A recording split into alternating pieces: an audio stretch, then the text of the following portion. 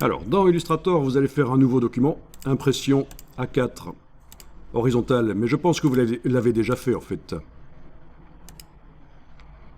Si vous ne l'avez pas encore fait, vous le faites. Donc, un A4 horizontal RVB dans Illustrator.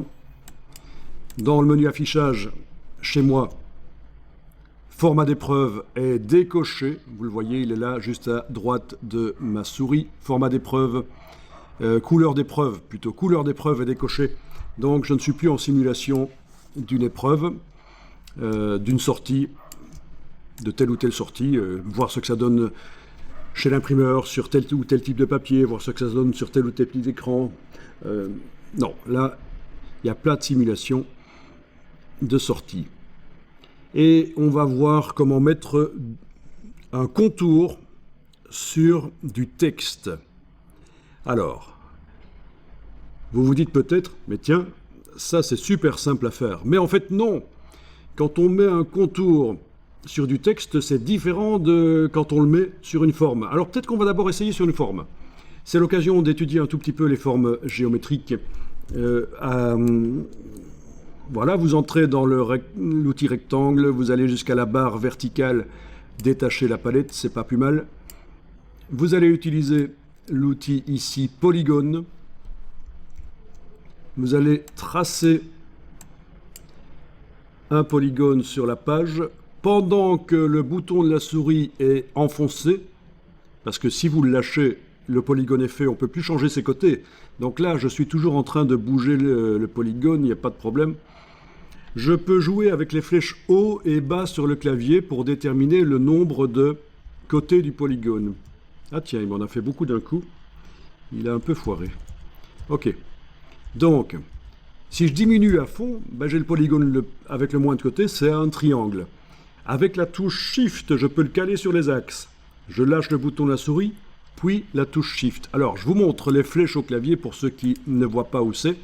J'ai joué, donc pendant que je travaillais, pendant que je traçais le polygone, j'ai joué avec les deux flèches ici pour déterminer le nombre de côtés. Et j'ai diminué au maximum, j'ai donc obtenu un triangle. Alors, sur ce triangle, je vais aller mettre une couleur de fond et une couleur de contour. Je vais aller épaissir le contour par la palette contour, menu fenêtre, contour.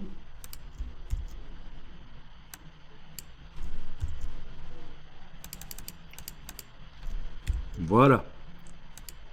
Et on sait qu'on peut, pour davantage respecter les vraies dimensions de l'objet, mettre le contour soit à l'intérieur, soit à l'extérieur du tracé.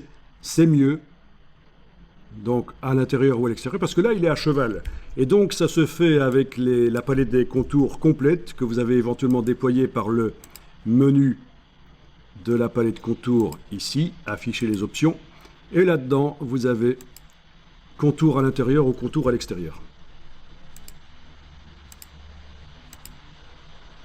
Parfait.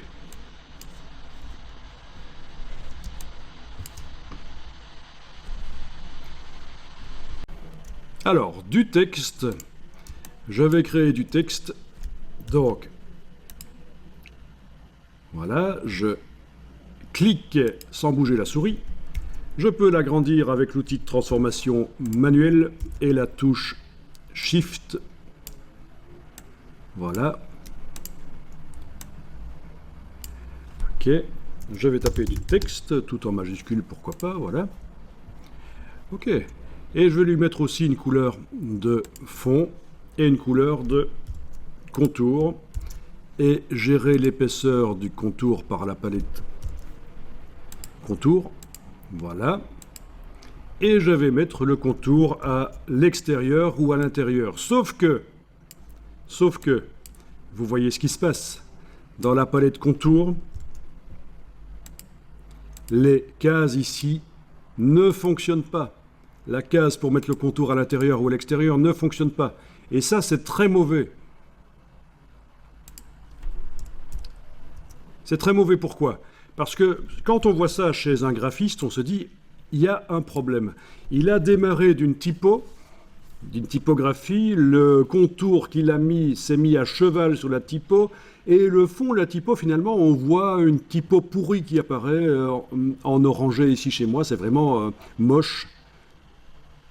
Donc il faudrait arriver à mettre le contour à l'extérieur. Sauf que sur un texte modifiable, c'est pas possible. Et c'est là que certains viennent et vous disent « Oui, mais il suffit de vectoriser ».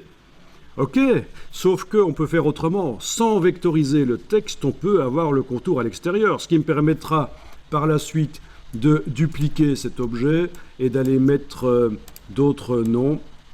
Voilà. Voilà, n'importe quoi. Voilà, je pourrais faire plein de noms qui auront le même aspect. Voilà. Et il suffit de dupliquer et de modifier, vous avez vu.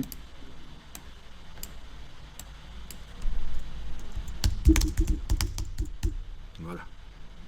Bon, donc ça c'est très moche en fait, hein, ce genre de choses.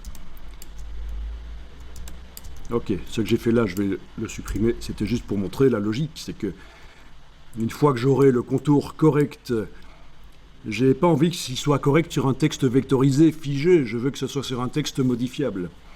Voilà. Donc comment faire?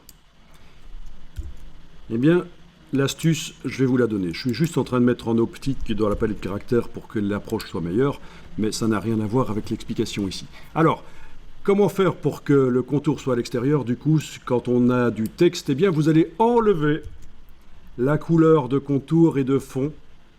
Votre ligne de base est sélectionnée. Vous enlevez la couleur de contour, vous enlevez la couleur de fond. Vous avez du texte qui n'a pas de contour et de fond. Bien sûr, si on clique à côté, on ne le voit plus. On ne voit plus la ligne de base. On sait que pour savoir où il est, il suffit de faire CTRL-Y pour passer en affichage sans couleur. Et on voit les choses sans couleur. Et le texte, il est là. Il n'a pas disparu. En réalité, il est toujours là, mais il n'a pas de couleur de fond et de contour. CTRL-Y sur le PC, commande Y sur le Mac. Je reviens à l'affichage en couleur. Et la ligne de base est sélectionnée. Et alors, dans la palette Aspect, menu Fenêtre Aspect, vous allez mettre sur la ligne de base. La palette Aspect vous montre toujours le nom de l'objet que vous êtes en train de travailler. Il est indiqué texte. C'est la ligne de base qui s'appelle texte. Ici, vous avez caractère. Vous pouvez double-cliquer sur caractère. Vous allez voir ce que c'est. Ce sont les choses qui reposent sur la ligne de base. Ce sont les lettres. Si vous mettez de la couleur sur les lettres, vous allez revenir à l'étape qu'on avait avant. On ne saura pas mettre le contour à l'extérieur. Il sera toujours à cheval sur le bord des lettres. Donc, on va remonter au niveau de la ligne de base en double-cliquant sur le mot texte. Voilà. Vous comprenez, il y a deux choses qui peuvent être modifiées. On peut mettre des attributs, des couleurs sur la ligne de base qui est actuellement sélectionnée. C'est la chose qui s'appelle texte. Ou sur chacun des caractères, ou sur les caractères, il faut double-cliquer. Ou alors avec l'outil texte, je les sélectionne comme ça. Avec l'outil texte, je suis au niveau des caractères. Mais c'est pas bon pour un texte. Je remonte au niveau de la ligne. Voilà. Voilà ce que votre palette aspect, à quoi elle doit ressembler. Donc la ligne est sélectionnée et vous allez demander dans la palette aspect d'ajouter un nouveau fond. Menu de la palette aspect, ajouter un nouveau fond. Du coup, il y a aussi un contour qui arrive, mais il n'a pas de couleur. Alors le fond, vous êtes en train de travailler sur lui. Vous allez pouvoir dans la palette nuancier choisir la couleur du fond. Voilà. Le contour, vous allez choisir la couleur. Il faut indiquer qu'on travaille sur le contour. On choisit la couleur dans la palette nuancier. On choisit l'épaisseur par la palette contour ou par ici. Peu importe.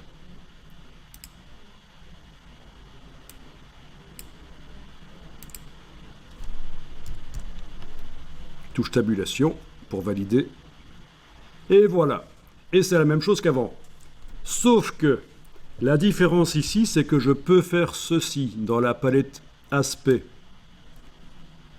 Pendant que ma ligne de texte là est sélectionnée, je peux aller positionner le pointeur ici à droite du nom contour, enfoncer le bouton de la souris, garder enfoncé, et le déplacer en dessous du fond, comme ça.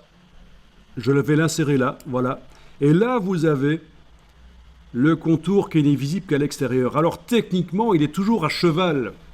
Techniquement, il est toujours à cheval sur le texte, mais on ne voit que la moitié. Par exemple, si le contour fait 1,5 mm, je vois 0,75 mm de contour qui déborde par l'extérieur de l'objet. Donc si je veux réellement un contour d'1,5, je dois mettre 3 en fait. Vous comprenez? Parce qu'il est derrière. Il est derrière. D'ailleurs, si vous cliquez pour le fond sur le curseur, sur le mot opacité ici, et que vous diminuez l'opacité du fond, ok, ça ne se voit pas trop.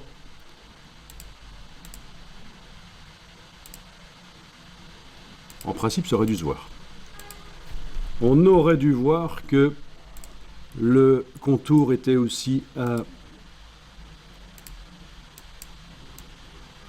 qui passait sous le fond. Ah tiens, c'est bizarre qu'on ne le voit pas. Ça par contre, ça m'étonne.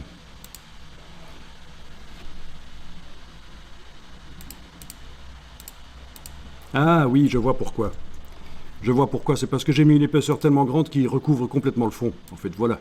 Je vais mettre ici 1 d'épaisseur, 1 mm. Touche tabulation. Voilà. Donc j'ai un contour d'un demi-millimètre, en fait, qui apparaît quand je mets 1. Parce que, et c'est là que je vais refaire la démonstration, sur le fond, je modifie l'opacité.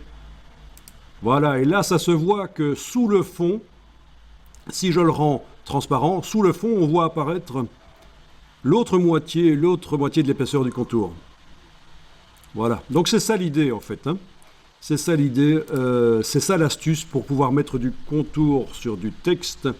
Il faut absolument le mettre pas par la palette des outils. Il faut le mettre en ayant la ligne de base du texte sélectionnée par la palette aspect. On demande d'ajouter un nouveau fond.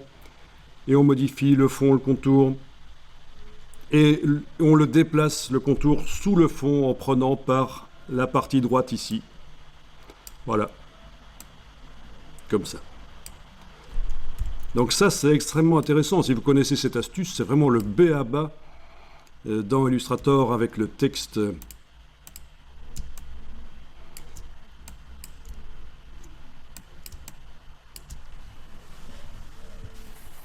Bon, donc du coup, on peut faire ce qu'on voulait faire, dupliquer, changer de nom.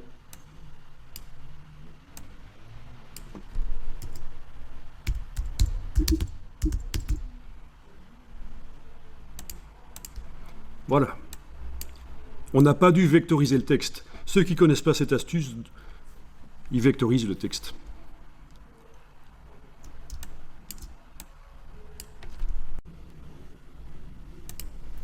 Ok.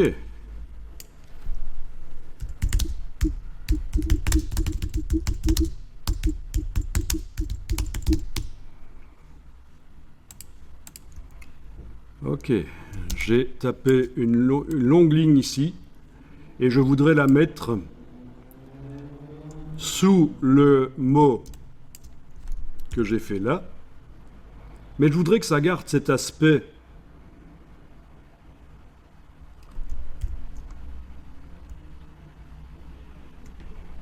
cette épaisseur-là par rapport à la largeur de la lettre. Je veux que l'épaisseur du contour reste comme ça. On va tester, on va voir si ça fonctionne. Essayez de faire ça, essayez de taper une ligne de texte avec un contour qui est en dessous. Je vous rappelle que pour obtenir celle-ci, j'ai simplement déplacé en enfonçant la touche Alt et j'ai obtenu ça. Et puis avec l'outil texte, je suis allé retaper quelque chose d'un peu plus long. Je voudrais que ce soit une ligne informative qui va être là sous le mot travaux. Toute cette ligne-là doit être plus petite sous le mot travaux ici.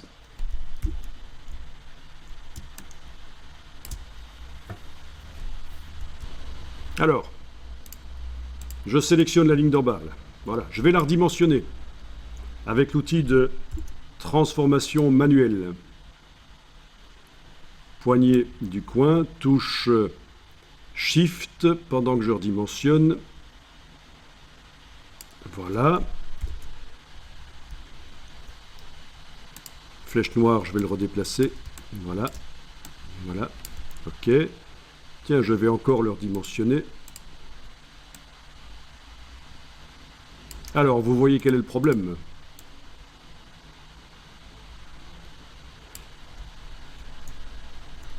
Le contour n'a pas été modifié, il a gardé la même épaisseur. J'ai réduit la taille du texte, mais l'épaisseur du contour, en principe, c'est la même chose chez vous.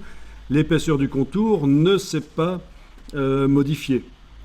Si je sélectionne cet objet, oui, la ligne est sélectionnée. Si je vais voir dans la palette contour, j'ai toujours un contour d'1,5 mm. Et au-dessus, l'objet au-dessus, c'est également un contour d'1,5 mm. Donc, c'est pas génial comme résultat.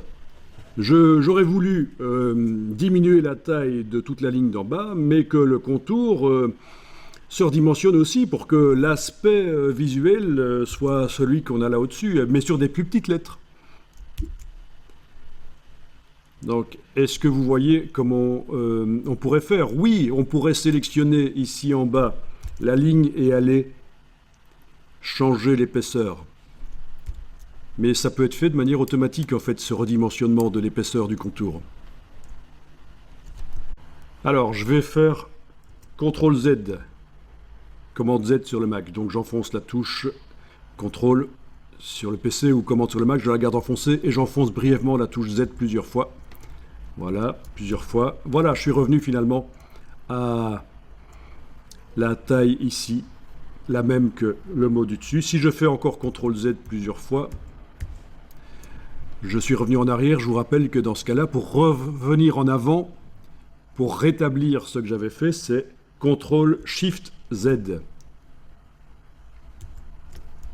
CTRL SHIFT Z. Voilà. Alors, ce qui va être expliqué ici est extrêmement important dans Illustrator. C'est vraiment un des fondamentaux de Illustrator. Quand vous, et je vous en ai parlé déjà, le premier jour j'en ai parlé, quand vous redimensionnez des objets qui ont des contours ou des effets spéciaux, il faut décider, est-ce que quand on redimensionne l'objet, le contour se redimensionne ou pas? Dans ce cas-ci, et je vais sélectionner la ligne en bas uniquement, dans ce cas-ci, quand je vais redimensionner la ligne du bas avec l'outil de transformation manuelle, je veux que les contours se redimensionnent aussi pour que le texte garde cet aspect. Eh bien, c'est dans les préférences que ça va se passer.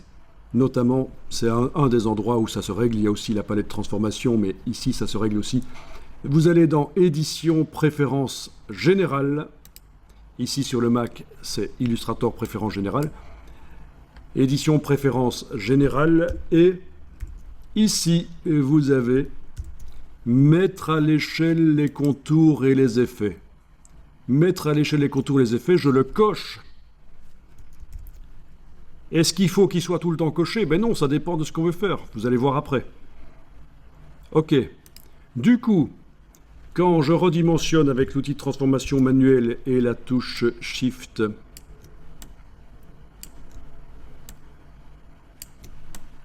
ben le résultat est quand même meilleur. On voit que le contour se redimensionne.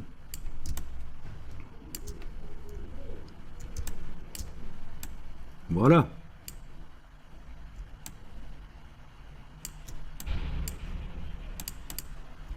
Le contour est là. Ce sont les mêmes aspects de lettres qu'au-dessus, mais juste en plus petit, tout simplement. Vous pouvez enregistrer ça quand vous avez vu ça. Et je vais enregistrer ça sous texte.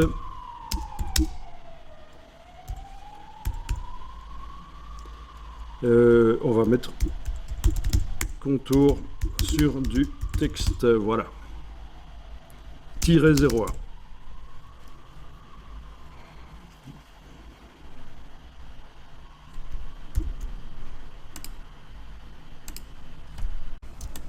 Quand on fait des travaux graphiques et qu'on doit les transférer chez quelqu'un et qu'on vous demande le fichier Illustrator, on vous demande de fournir le fichier Illustrator,